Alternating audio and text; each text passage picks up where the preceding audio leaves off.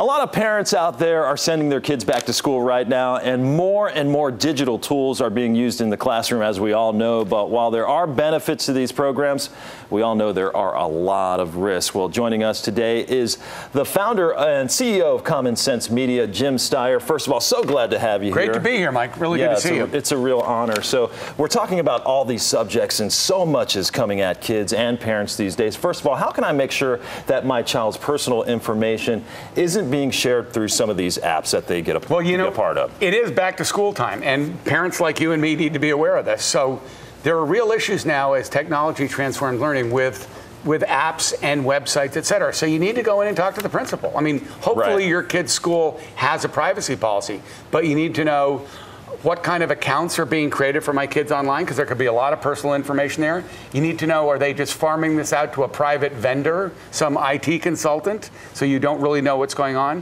What kind of information is being shared? Can I object to an app if I don't like that? Right. Or their privacy policy? So it's really important that you as a parent try to work with the principal of your kid's school and the district, make sure that they have some adequate protection for that data.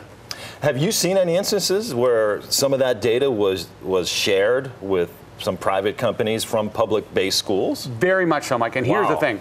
It can be, you're a parent, so you can have your kids' behavior issues, health records, very personal stuff about your family, because the school oftentimes has that information.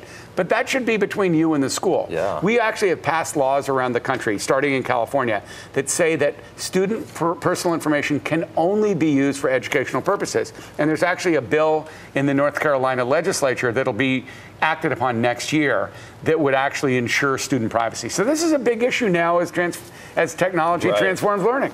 Yeah, I'm in the media. Sometimes we like to harp on the negative side of some of these apps, but there's a lot of positives to them too, right? Oh, that's absolutely correct, Mike. So Common Sense Media is a very large organization. We have 93,000 member schools around the country, and we believe that technology used wisely, that's the key phrase, can transform learning. Much more personalized learning, gives individual kids the chance to search and find amazing stuff, but you have to use it wisely and you have to do the privacy protections. Now, obviously, you're not going to be at school 24/7. How can I protect my child outside of the classroom? Because they're going to be on websites, using apps, and hey, the reality is I'm at work, I'm not always monitoring my kids. I mean, I think about it sort of like, I hate to say it, use common sense, but that is what you have to do. You have to use common sense. But I think basic things, teach your kid to be a responsible digital citizen, to be safe, ethical, not to cyberbully or flame other kids. Also, a lot of kids self-reveal before they self-reflect. So you got to teach them to hit the pause button and think before they hit send. I think that's good information for all of us and good advice.